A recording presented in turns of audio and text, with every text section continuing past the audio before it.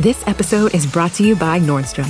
It's a season of wonder all the way at Nordstrom. You'll find the best gifts for everyone you love, plus party-ready looks for every occasion. It's easy with free shipping and returns, in-store order pickup, and more. Shop today in stores and at Nordstrom.com.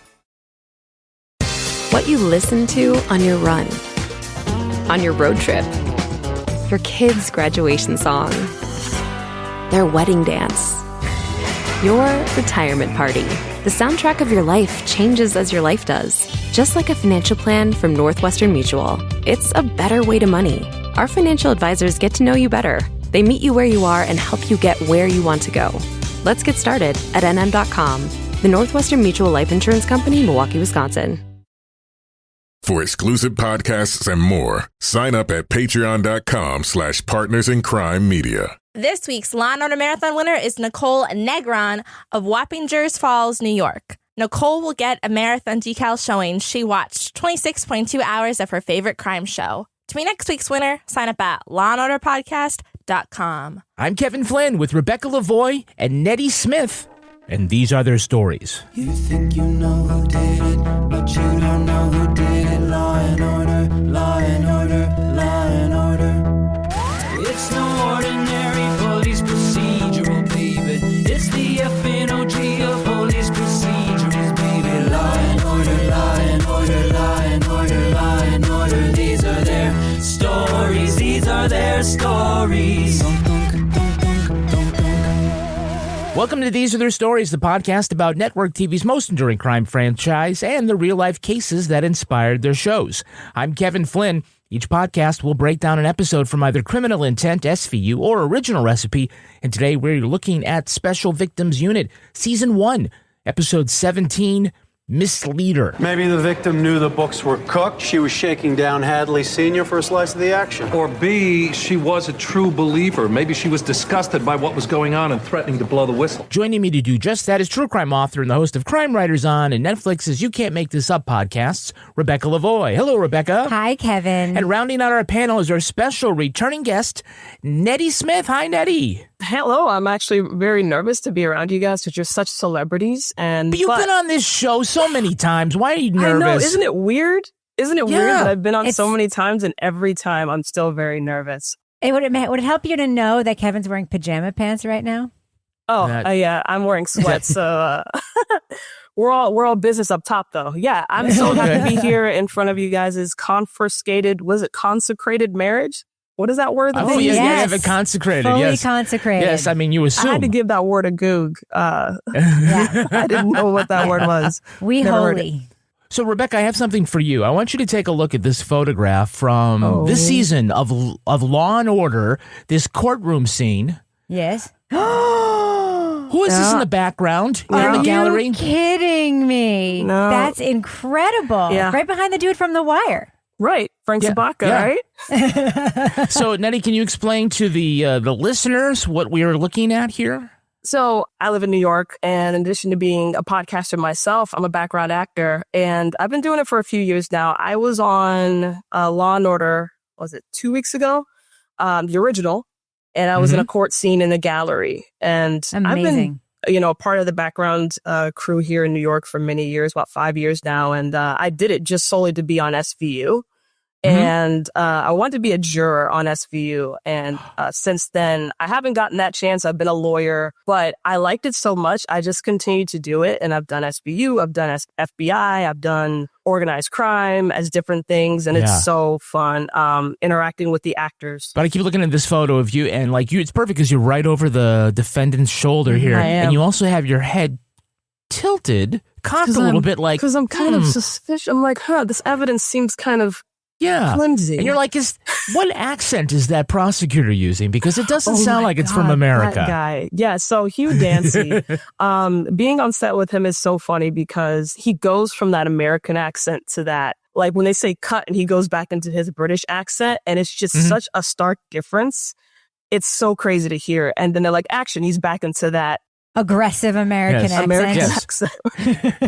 It's been a great time doing the procedurals here. I've been on SVU set a lot. Ice-T's really awesome. He's like my favorite. Mariska's a sweetheart. Amazing. Are you allowed to make eye contact with those people, or are they We're just allowed to make eye contact. We just can't approach them. So they can talk to us, and that's fine. They can start the conversation, but we You're like can't. a Senate page. Oh, yeah, like a handmaid or a lady in waiting in the court, something like that. Yeah, yes. It's really interesting because I don't think they know that. So we just look like a bunch of mean, standoffish background when they kind of look at cool. us.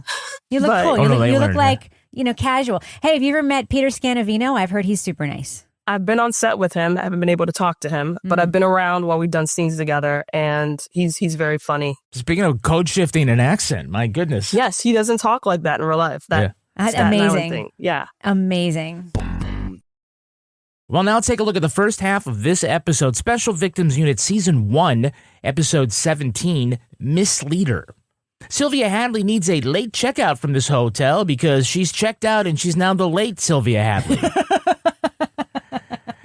Detectives Benson and Stabler learned the victim who'd been strangled and raped was the daughter-in-law of an important conservative figure. Okay, Sylvia Hadley married. Husband's in Baltimore. She and her father-in-law, Dr. Benjamin Hadley, and the wife were attending the National Conference of Christian Colleges. Not the Benjamin Hadley. More powerful than Pat Robertson, able to leap a tall Democrat in a single bound. Not only is her father-in-law, Ben Hadley, president of Midville College, but her husband is Ben Jr., a teacher there. Sylvia had come from Baltimore to New York for a conference and to meet with financial analyst Brad Weber about their annual report. Looking for a rapist burglar, Olivia and Elliot learn there's a string of hotel break-ins, one in which the robber took jewels and left his spunk.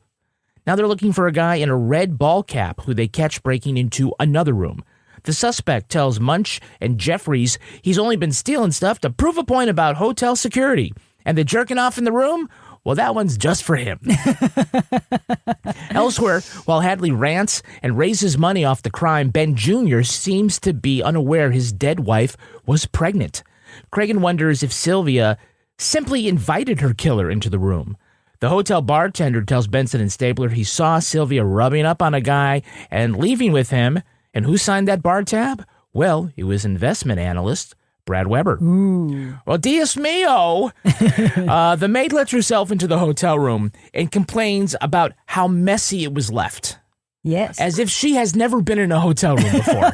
Right, in New York City, where people visit and party all the time. Yes. Yeah. Yeah. And the rooms are tiny, and you can't help but mess it up because, there's shit everywhere. There's nowhere to put your stuff. Yeah, this isn't her living room. Why is she mad? There's like someone left a pair of pants on the couch. Because there was no money out because the person who would have left the money is dead. That's right. No tip. No tip. Yeah. But I'm sure this woman has at one point scrubbed jizz out of an ice bucket. Why is she upset about clothes on the floor? That's true. She was probably more upset than almost anybody on the show has ever been at finding a dead body. She was very, very histrionic. She was very respectful at first because she thought, oh, ma'am, I'm so sorry, because she thought it was just a naked lady sleeping. But no, afterwards, she was like, Dios mío. This is her Yeah. Well, Benson's got a good zinger for Stabler. I like this one. No jewelry. I always carry at least a pair of earrings in my purse. Yeah, like you carry a purse. That's because you carry it for me. It's funny because he's not a girl. I love their sexual tension. Ugh. That's just the little flirting they do right in front of the dead body. It's just the perfect romantic spot to start that shit. Hey, she's not the only thing getting stiff around here, but I'm fine. Hey. So Cragen asks about what evidence they recovered from the hotel room, and Benson says, That room had so many fingerprints and DNA samples, it was frightening. Yes, all because the cleaning lady didn't get to do her job. Right. And because hotel scenes suck. Yeah. Literally what the text says. Hotel scenes suck. I'm like, this is literally your job. Yeah. I mean, there's so much DNA to sort through in a hotel room. Previous people, that's going to be hard. Yeah. Wait till they get to the ice bucket. Kevin, what is it with you in the ice bucket? What have you been doing? Not what I am doing in the ice bucket. It's what, Your imagination is taking me to a very specific place right now. Ooh. It's cold. Gross. It's cold in the bucket. But if the maid had wiped away all the fingerprints, wouldn't that also be bad? Yes. Are they just complaining about how much work they got to do? It's frightening. We're going to be putting in overtime on this murder. I thought they're supposed to love their job. Yeah, they love their job, sure. When they interview Ben Hadley, they ask him what he thinks maybe the motive in Sylvia's murder might be. We're just looking for any possible motive. A drug addict or a rapist broke into her room. How about lack of personal responsibility as a motive, or atheistic hedonism? Apparently, he's been watching a lot of Newsmax. And Original Recipe, possibly. Yeah, there you go. Does this guy even know that Giuliani is the mayor at this point? Right? Everything's great. Yeah. Giuliani was kind of a crackdown on all of the shady stuff, but that was quotes, by the way. No, it's not. Yeah, he'd be but that listeners can't. But now you can't honk your horn. That wasn't or clean someone's windshield. Yeah. That was his whole big thing, is he got rid of the windshield cleaners. Is that how crime starts? They start with the windshield? Yeah. Yes. That's what you go from there, and then you're breaking into hotel rooms, killing people, and jacking off in the ice bucket. Yeah. Why in the ice bucket? So Benson and Stabler work on the theory that Sylvia was killed by a burglar. So they look into this series of hotel robberies, and Munch asks the most important question in the history of the series. What, burglaries aren't sex crimes?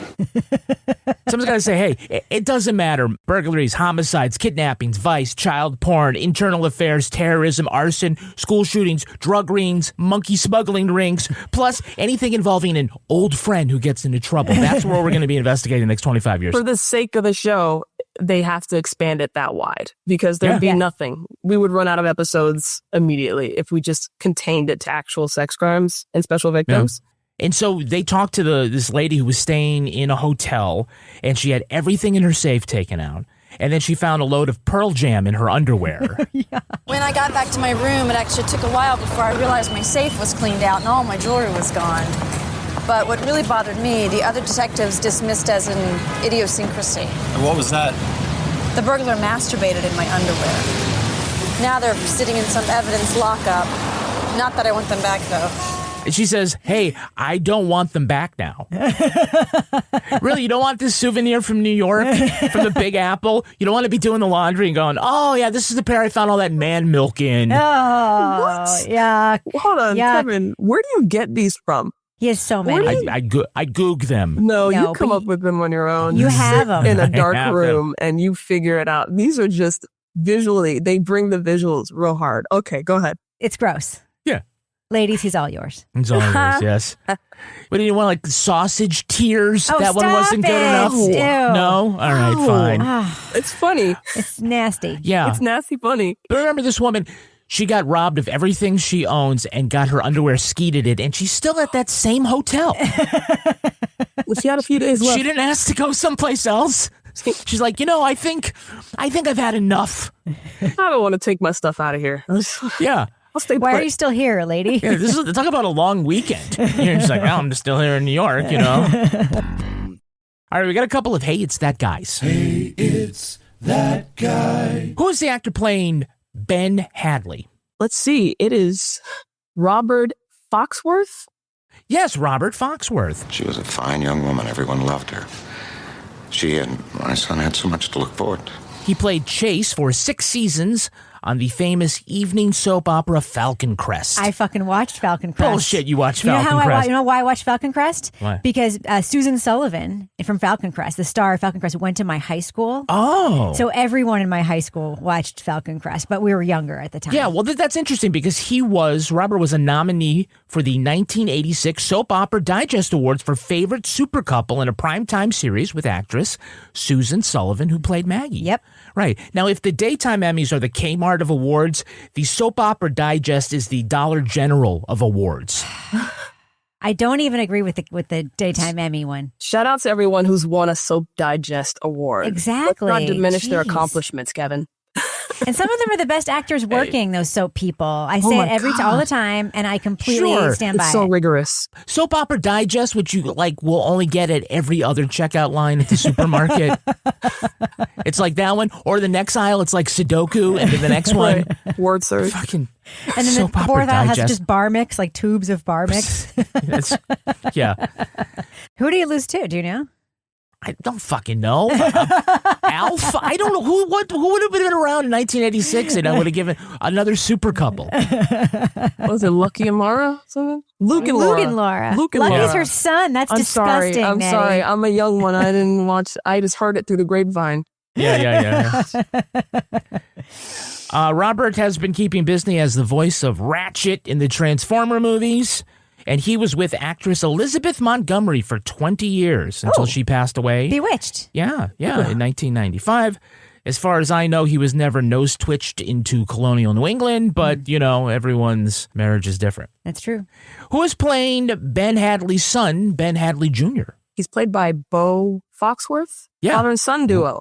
Yes, it's his actual son, Robert Foxworth's son, Bo Foxworth. Do you have to put our private lives under a microscope? This isn't about my wife. This was one of your New York psychos out roaming the streets. Only it's not PC to do anything about them. Yeah, his biggest role was as Defense Secretary Robert McNamara in Bryan Cranston's LBJ movie All the Way. So he's had, bit roles here and there. The only thing I remember from that movie is watching Bryan Cranston sit on the toilet and yell at people. Just like LBJ. Just like LBJ yeah, did. Exactly, yeah. So who's playing Assistant District Attorney Mark Hickey? Check out these DNA results. Talk about Old Testament. All right, I want both of them. That nobody guy? That nobody guy? Yeah, that's John Benjamin Hickey. I mean, the ADA was a nobody in this episode. Like, he didn't really have much of a presence. It was like very pre-Barba, you know what I mean? Right. Yeah.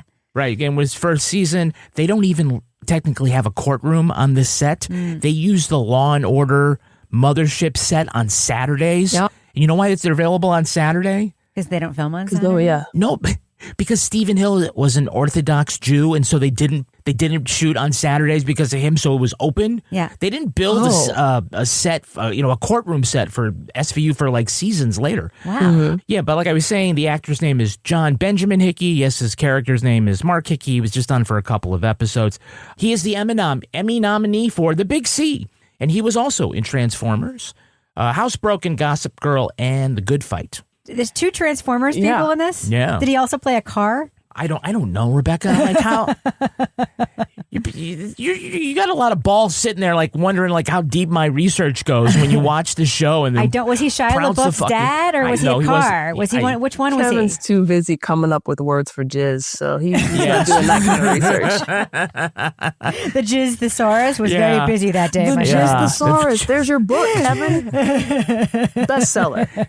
They say AI is bad, but I got to tell you, it's a really great search tool. But John Benjamin Hickey is currently playing Priest of Little Faith, Father Callahan, in Max's remake of Salem's Lot. Mm-hmm. And no, he is not Greg Clark, the agent from Agents of S.H.I.E.L.D. in the Marvel movies, but yes, they do look alike. Yeah, they kind of do. Yeah. We do have some repeat offenders. Repeat offender. Returning is Janet Varney lookalike Kelly Dedman as burglary victim Lana Hoffman. There was this one guy. Seems like he was always in a lounge reading a newspaper. Janet Varney twin, in fact. I mean, the first time we saw her on one of these episodes, I texted Janet Varney and I'm like, I didn't know you were on an episode of SVU. She's like, I'm not. That's the lady that looks like me. My parents always think it's me too. Wow. Not me though. Yeah. I think Janet said that they went to lunch together to just find out if they really look like each other in real life. And, we need to get Janet back on for that. And also, before becoming attorney Lauren White, we see here as the crime scene tech Linda Powell. Mark over there is lifting his 15th print. We're just getting started. She is the daughter of late General Colin Powell. Oh. Yes. But any idea who is playing hotel burglar John Fenwick? That guy. All the keys, the key cards, are just sitting there on the maid cards.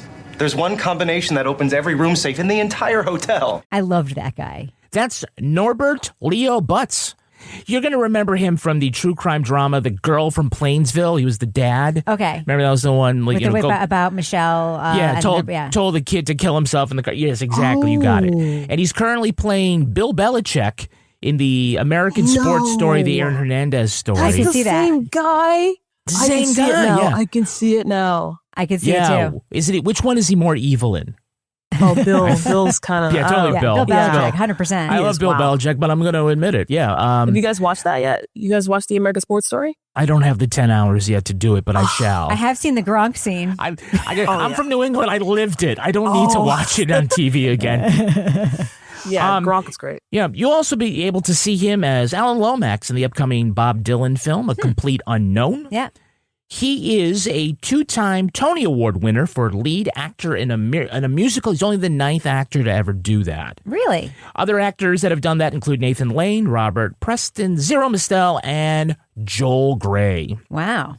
All right, lastly, who is playing that fired philosophy professor? I started teaching there in '89 because at Brown, the best literature was being run out of the curriculum. The guy with the beard? The guy with the beard, The priesty-looking guy? Yeah. Yeah, I don't know. Okay, that's Tom Lacey. You might recognize him from his guest appearances in The Waltons, Gunsmoke, The Jeffersons, and Three's Company, but... Rebecca, I recognize him from all of those things. No, Rebecca, Right. you will remember him from his starring role as... No. Beefsteak Charlie in the Ask for Beefsteak Charlie. Shut the F up. Beer, wine, and sangria? That was him? Yeah. Oh, my God. Beefsteak Charlie is very important to me. Explain why. Yeah, please. I was a vegetarian for 3 years, from when I was a senior in high school to my first 2 years in college, and I lost my vegetarian cred at a beefsteak Charlie. Oh, they took your vegetarian card or your. They did. They did. They took Your my V V card. Your V card. They did. It was the Italian sausage on the buffet. Just couldn't say no. Oh. And I'm fucking Italian. Talk about sausage tears. Oh, no. I am Italian, and for some reason, the Italian sausage on the beefsteak Charlie's buffet was what put me over the edge. Not my mom's like actual homemade Italian cooking this whole time, but beefsteak Charlie, is Nettie, you probably are too young to know, it was very famous for its commercials with Beefsteak Charlie in them, who clearly was played by an actor. And you're disappointed that wasn't actually Beefsteak Charlie? Yeah. I'm Beefsteak Charlie, and I'm warning you, my free shrimp and salad bar could ruin your appetite. And they would always say, we have beer, wine, and sangria. And beer, wine, or sangria during dinner. And children all over the tri-state area grew up believing that every restaurant, the 3 standard drinks, were beer, wine, and sangria. I didn't know what sangria was. To this day, I really don't know what sangria is. I assumed it was a standard restaurant drink, and that every restaurant I would go to my whole life would have it when I was a grown-up. Do you want a Pepsi? No, I'll have the sangria, Mom. Exactly. It sounds pretty. Yeah. You should never trust a place with a salad bar that has endless shrimp. It's all right. So when Benson and Stabler go to talk to the guy on the burglary task force, we find out that none of the other cops like SVU because they're too pervy. Yeah. You know, you guys are up to your necks in perversity 24/7. And my men don't understand why it is you picked your squad. Well, it's people like you that make our squad necessary. Yeah? Well, my people don't want whatever it is you got. You're tainted. Benson. $10 says the only other cops you hang out with are Brooklyn SVU. You lose. Bronx SVU. They're too perverse? You're the ones hanging on to cum-filled panties for your burglary. What are you doing with that? I was just like, what is this turf thing? Aren't we all together fighting the same fight here? Yeah. What was this about? That was the type of thing you see now every now and then in SVU, but season 1 really hit on this pretty hard with the, we don't like you. Y'all are different. Y'all are weird. That's why you work over there. And you have no friends. You know who I think started that is probably Tucker. He's like, no, IAB isn't bad. It's SVU. Yeah. You know, we might arrest you and you lose your job and your pension, but those pervs. I thought they were elite, though. I thought they were like an elite squad. Sure. That's what they say at the beginning. Yeah, that guy says Yeah, because nobody else knows what to do with jizz-filled panties. Like, I don't know, put it in a bag. We're elite. Or like jizz-filled people. Oh, God. That was Exactly. So they're going to do a stakeout at a Manhattan hotel to look for a guy in a red baseball cap who just might go up the stairs by himself or on the elevator. And Munch says, I'll see your dumbass red baseball cap and raise you a black fedora. That's his casual look. It was yeah, that was a weird scene. I was like, how did they know he was going to... It just cut to them following him. And I was like, how did they get to that spot to where they knew that it was him or that... I don't know. There's a lot of weird cuts in this episode. But they're all wearing the same clothes they were wearing in the squad room when Captain Cragen said to them, go get that guy. Mm-hmm. As if they knew who the guy was and where he would be. Like, it's incredible. Like, this is the best police work that's ever happened on this show in the 150 years this show has been on. They're elite. Yeah. who had been telling Richard Belzer and Sam Waterston that this was a good modern fashion accessory? Because Harrison Ford barely pulls it off, and he's Harrison Ford. Yeah, it's an ode to old, gumshoe detective work, TV shows and things like that. I think they were trying to make them kind of reflect that. So, but they didn't even have Lenny Briscoe wearing that, and he's actually old. Yeah. He's actually old. Actually. So Fenwick's interrogation will be handled by Munch and Jeffries. Now, this is a good time to mention Monique Jeffries, a season 1 character. Who? When Cassidy left after 13 episodes because SVU was too emotionally challenging, Jeffries slid over. She became Munch's full-time partner, and she would later leave SVU because it's too emotionally challenging, which is why she fucked a rape suspect, got moved to a desk job, sued the department for discrimination, then got transferred to Vice. Oh. Tragic for the character. Shout out to Michelle Hurd, though. Great actress. I think the only female woman, the female black person they've had on the cast as far as the detectives. Yep. They have never added one to the main cast ever since her. Well, Dean Winters left in season 1, halfway through season 1, because he had a contractual conflict with HBO's Oz. Okay. That's why he moved out. And Michelle Hurd moved on because she felt like the character wasn't going anywhere and she wanted other... She was right, as it turns out. Other creative options. She did come back for 2 episodes in season 2. They didn't kill her off or anything. So anyway, we get to see her in action with Munch. Now Fenwick, who will not listen to a goddamn thing the lawyer says. The best. Oh, wow. Tells them that his elaborate cat burglary scheme is just to prove a point about security at the hotels. I loved it. All the stuff that I took is just sitting in my apartment, nicely cataloged so it can be easily returned. You see, it's not about the stealing. I was trying to prove a point. Could you just shut up for a second? I loved this guy. Yeah. I wish this guy would be a regular because he's it's season 1, right? Yeah. And he looks at Elliot and says, if that guy's going to be in my interrogation, I definitely want need my a attorney. lawyer. Oh my God. He's incredible. And he's so funny. And his lawyer is even funnier. His lawyer's like, will you shut the fuck up? Yeah. It's very, very He's funny. like, nah, they already got me. It's your job to just get me a good deal or whatever. They got my me. God. I was like, wow. It's amazing. Okay. Yeah, I love it when a suspect exonerates himself for one crime by implicating themselves in a completely different crime. It's incredible. I'm not a rapist. Here's all the stuff I stole. Yes. Is this also the scene with my new favorite expression for male masturbation that's ever been said on television? It is. Boxing the clown in women's underwear, that's pretty freaky. And to us, buddy boy, just short stretch of road between that and rape homicide. Boxing the clown. Belzer beat me. Yeah. I must have missed that one. That's a good one. Boxing the clown. Kev, you got to add It's that. pretty good. Add that to the second book. But see, here's the thing that happens is he apparently has all the stuff that he's stolen. He's willing to return it. It's this very elaborate thing, but it still doesn't answer the question of why are you targeting blondes and then jacking it into their panties? You always had this underwear fetish, John? No, but I came to realize that's just who I am. I came to realize that's just who I am. Yeah. Honest. I'm a clown boxer. Yeah. But why are you getting that realization as you're going? You're like, wait a minute. What's over here? I guess this is just who I am. I guess it's just who I am now. I don't even know myself. Man. And Benson and Saber want to know more about Sylvia's time at the hotel. And here's some good advice. Do leave a good tip, because if you don't and you die in the hotel, you'll always be known as the lady who bit it. Oh my God, that guy. Remember that woman in room 1810? The one who bit it? Yeah. Oh yeah, who's the one that bit it? Oh yeah, that girl. Wow. That was just... It was hilarious. He's a kid. I love the fact the scene was filmed in the hotel tunnels. And weirdness. Yeah, and they made it seem super tight by sending all these people by him in the Mhm. hallway. It was very avant-garde, that entire scene. They interviewed somebody while other people were doing shit? No, You've but never seen that. But it's like the movement. It's like... Yes. Well, that's why they won all those Emmy Awards. No, they actually didn't. They win Emmys around this era of SVU. SVU in 25 years has won 6 Emmy Awards. And the first didn't come till season 6. The first 2 Emmy Awards were for guest appearances. Really?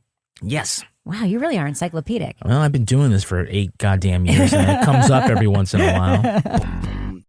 This episode is brought to you by Nordstrom. It's a season of wonder all the way at Nordstrom. You'll find the best gifts for everyone you love, including tons of ideas under $100. and gift experts to help. Wondering what to wear? They have everything from cozy styles to party-perfect looks, along with free style help from their stylist. Plus, they'll help make your shopping easy with services like in-store order pickup, gift wrap options, free shipping and returns, and more. Discover the wonder of the holidays today in stores and at Nordstrom.com. Billy Bob Thornton stars in Landman, the newest series from Taylor Sheridan with Demi Moore and John Hamm. Set in the proverbial boomtowns of West Texas, Landman is a modern-day tale of fortune-seeking in the world of oil rigs. The series is an upstairs-downstairs story of roughnecks and wildcat billionaires fueling a boom so big, it's reshaping our climate, our economy, and our geopolitics. Stream the new series Landman November 17th exclusively on Paramount+. Head to ParamountPlus.com to try it free. Well, let's take a look at the second half of this episode. Brad Weber admits Sylvia was hitting on him and they kissed in the hallway, but he had no reason to kill her. Were you and Sylvia having an affair? No, absolutely not. See, that's the part that doesn't make sense. Because we've got a bartender who puts you two in a very friendly situation at the bar. I couldn't help that. She hit on me. It felt like harassment. She could ruin my life. I had to be nice. That we don't buy. And you just gave us a motive. Ben Hadley says Sylvia had been working lots of late nights with Brad, to which Ben Jr. says, "What you talking about, Willis?" Then Benson and Stabler take another shot at Brad. He says that the college is in big financial trouble with a huge balloon payment coming up. He also agrees to give a blood sample to prove his innocence. Munch and Jeffries learned Sylvia had a reputation for being cruel to Ben Jr. and was rumored to have spent more time with Ben Sr. His wife Sharon Hadley tells Liv Ben had a 2-year affair with his daughter-in-law, which she forgave because, God. Junior Detective Ken Briscoe has discovered security video of Ben Jr., who said he was in Baltimore, going up the elevator to Sylvia's room before the attack. Cragen and Jeffries confront father and son and spring it on Ben Jr. that the semen found in Sylvia was his dad's. Ben Jr. admits he suspected his wife was seeing someone and choked her in a jealous rage. He says it was his father's idea to make it look like a robbery. Sharon provides a loving embrace for her son as he's being taken away, but this time she is not so forgiving when she learns that Sylvia's baby had been Ben Sr.'s. Okay, so the focus of the investigation shifts away from this random burglary back to the Hadleys and Midvale College. And then they get Brad, the financial analyst, Young Gordon Gekko, yes. Yeah, to admit that he kissed Sylvia in the hallway, and then he says he didn't do anything wrong. Right. Christians, man.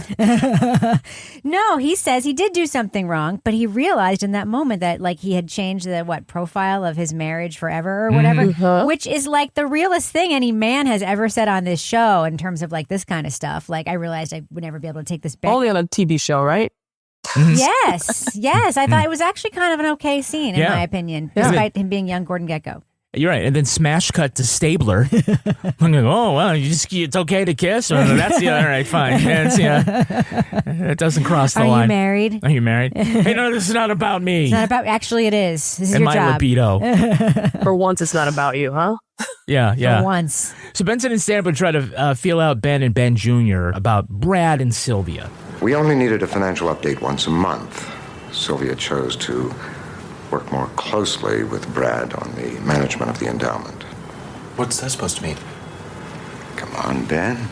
Late nights, 2 or 3 times a week. It's possible you just didn't want to see it. And then he comforts him with a pat on the shoulder like he struck out to end a Little League game. It's like, don't worry about it, son. The good news is she's dead. She's dead. Oh, God.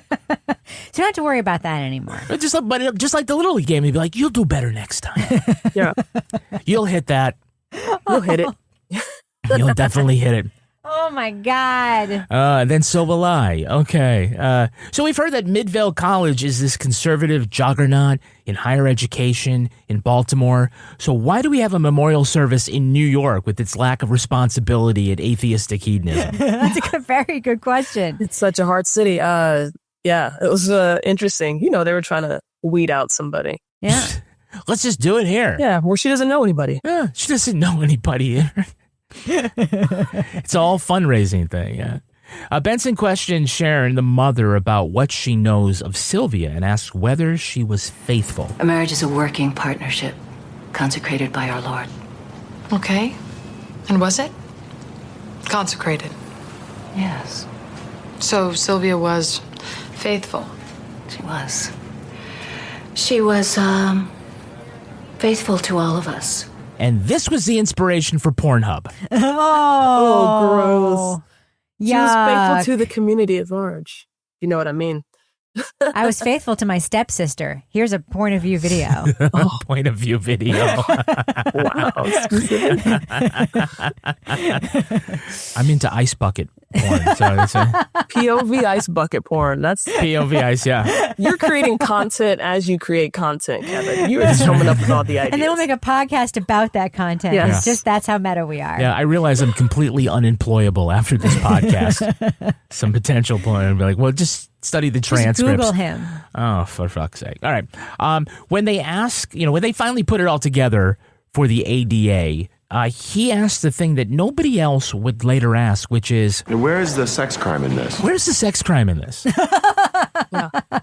I love that because I was watching it too going, okay, so, where is it?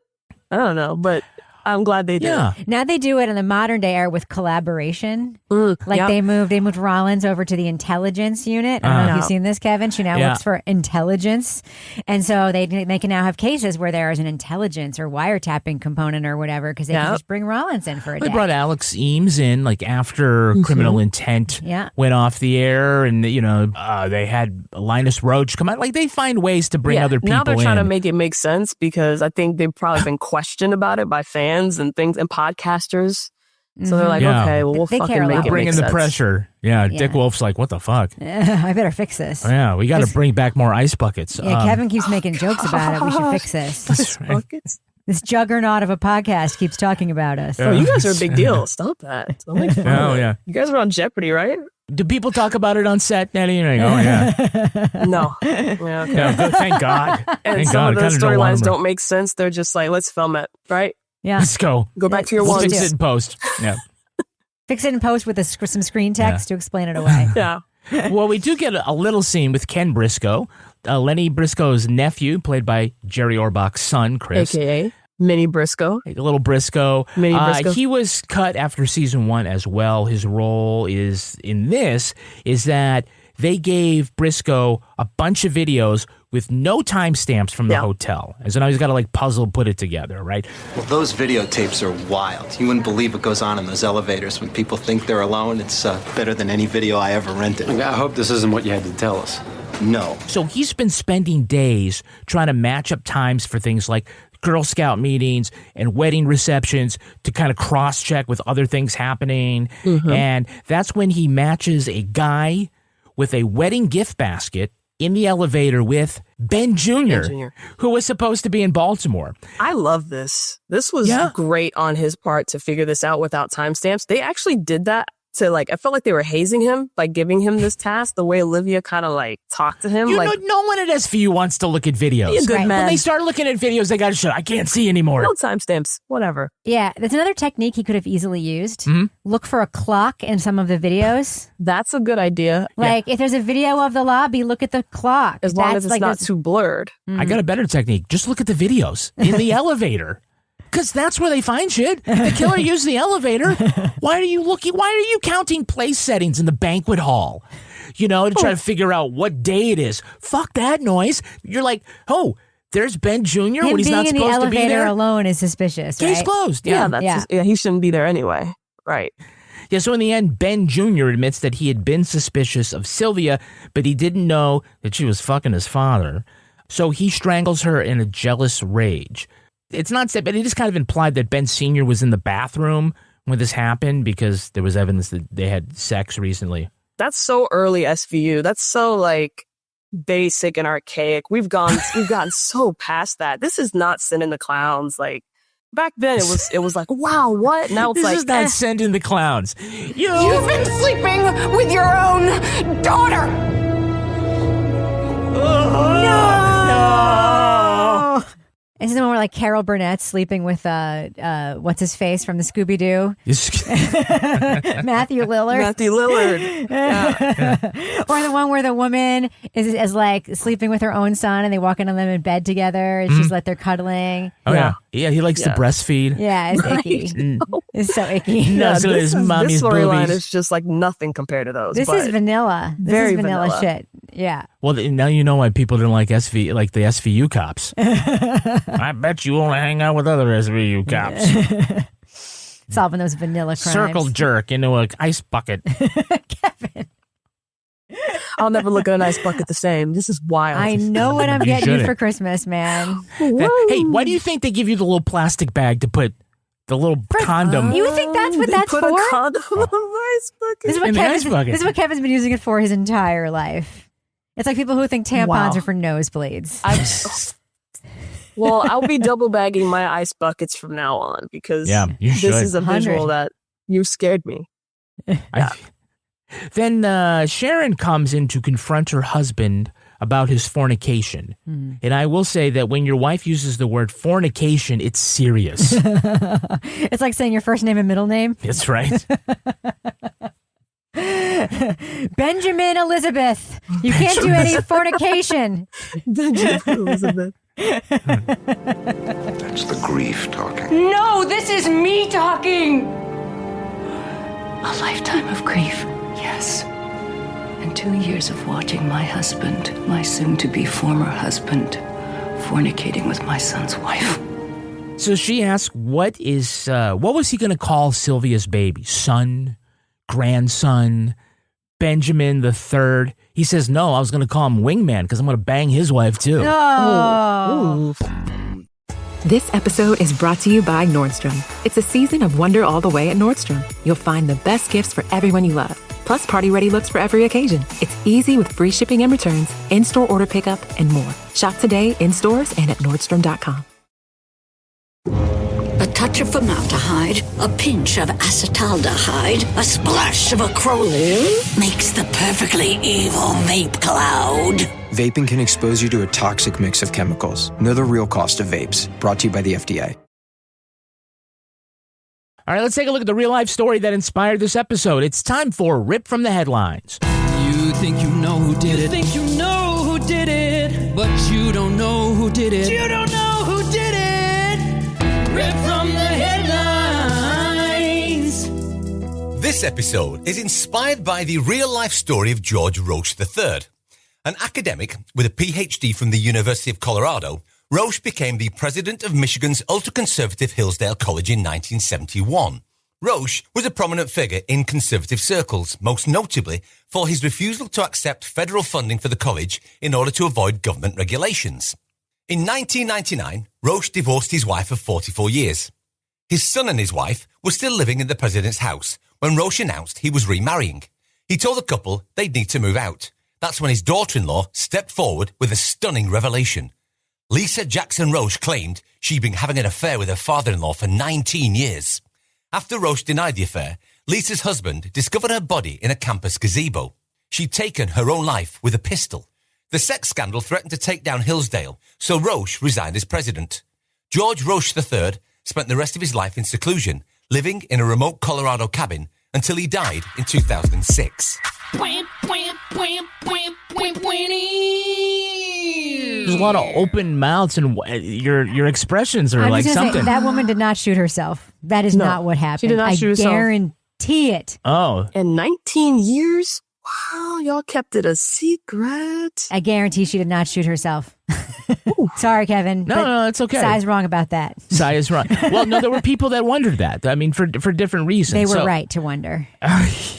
Well, yeah, okay. So, and I will get into that in a second. But I do want to ask, what makes a story like this interesting? Is it the everything? Is it the sex triangle and death, or is it the hypocrisy of preaching high moral standards that you don't live up to? That's not a common thing you hear, especially with that type of college and that type of in the Christian circles. I mean, anything happens there. But when people hear it out in public and it becomes a big story, that's the thing, especially when sex is attached. Yeah. I mean, the stakes were super high because, like you said, the college didn't accept federal funding. Right. So it was super reliant on funding from donors. Right. So if there was a big sex scandal, and there were already indications that people were pulling away, so that's one of the reasons why he resigned. But the question you asked, Kevin, is like, what makes it interesting? And I'm like, the least interesting part about this is the hypocrisy of the Christian evangelical college people. You got Jerry Falwell and Jerry Falwell Jr. You got Jim Baker. Like, this was not like a situation where, anyone is thinking that any of these people are like not doing the thing they're telling us not to do. We all know they're all doing it. They're all doing it behind closed doors. And then once it gets exposed, once that door gets open, that's when people are like, oh, wow. Let me tell you more about these folks. Roche's son is George Roche IV. And do you know what his nickname was? What? It's IV, as in the Roman numeral for 4. Oh, my God. Like Trey? Wait, they called him IV? They just called him IV. That's like calling someone Trey, except that actually makes sense. Yeah, I get it. That's, hey, Ivy. Okay, IV. Like, what do you put the emphasis on, the I or the V? IV. I don't know.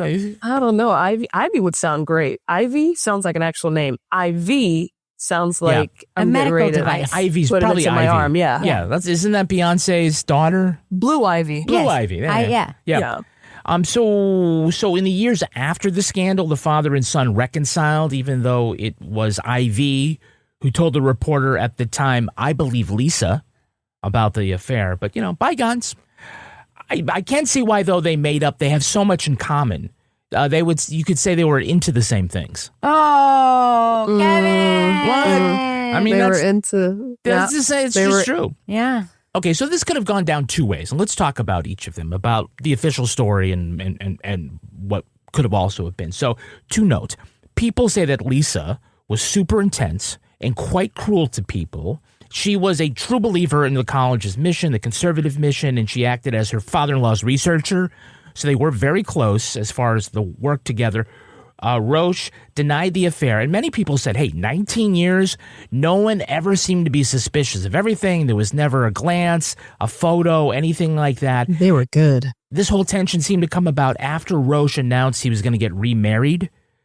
All of this, this affair could have been a figment of Lisa's imagination. I got to ask, could you give an old guy the benefit of the doubt? No. No? Nettie? No? No. I guess my true crime brain is working. Mm-hmm. Maybe that's what it is, but nah. He was also a predator. Like, he wasn't just like, he should have been really young if it was 19 years in the making, right? Yeah, true. Good point. He had a lot of power. He had all the money. He's gross. Why else would she say it? She's not like, why else would she say it at all? Like, because you're getting remarried, like, we're having it. No, they definitely do. Yeah. Definitely. Mm-hmm. He's a liar. Yeah. Okay, well, then look at the other thing here, right? So, there was kind of rumor like, oh, well, maybe there was a crime here, right? Because everything that was at stake. Here's how affectionate the Roche family was. After the police brought Ivy to, I can't believe I keep calling him that, Ivy, to the police station to question him about the shooting, he asked if they could stop at Burger King on the way. He was hungry. Really? For real? For real. 100% for real. Yeah. I mean, if he liked it, he could have put an onion ring on it, right? He can't get enough of that mayonnaise on those burger patties. Yeah, and Kevin, that was a good joke. If you like it, could have put an onion ring on it. That's Thank you very much. And then, the day after the funeral, Roche III left on his honeymoon for Hawaii. Oh, man.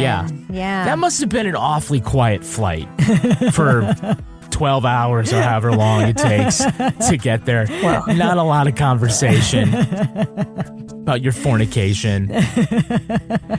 Is there a pina colada song for sleeping with your daughter-in-law? If you like fucking your son's wife, get her shot in the brain. Right. Oh my God! Whoa. Okay, that's going to do it for us. You're on a roll today. We want to thank our guest, Nettie Smith. Nettie, where can our listeners follow you? So I have a podcast that I'm producing called The Saber's Playbook, at Saber's Playbook on Twitter, at Saber's Playbook on Instagram. It's about the TV sitcom from the past called The Game.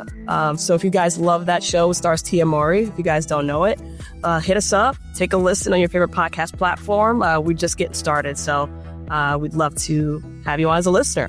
And Rebecca, how can our listeners follow you? Everywhere online, I am at Reb Lavoie. And you can track me on Twitter at Kevin P. Flynn. You also can tweet to us at Law & Order Pod. Follow us on Instagram at These Are Their Stories Podcast, or like and subscribe on YouTube and TikTok. Our newsreader was Cy Frater. Our theme music was composed and performed by Uncanny Valleys. Content assistance from Travis Roy. Lily Flynn handles promotions. All clips in this podcast were used in compliance with the U.S. Copyrights Act fair use exemption for criticism and commentary. Go to lawandorderpodcast.com and sign up for our newsletter for a chance to be our next Law & Order Marathon winner. These Are Their Stories was recorded in Studio C and is a production of Partners in Crime Media.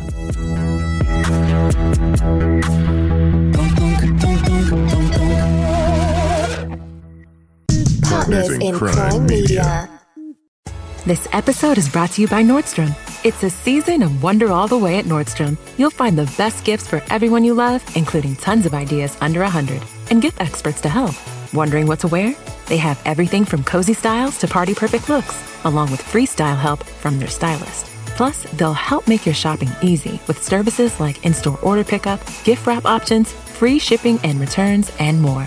Discover the wonder of the holidays today in stores and at Nordstrom.com. Your word is formaldehyde. Can you use it in a sentence? As you're sitting in your basement, you hit your vape, but then your mom walks in, freaks out, and starts listing the toxic chemicals you could be inhaling into your body, like formaldehyde, which she singles out because it's the same chemical used to preserve your Uncle Rico's funky-smelling taxidermied fox. Formaldehyde. Vaping can expose you to toxic chemicals like formaldehyde. No need to spell it out any more than that. Brought to you by The Real Cost and FDA.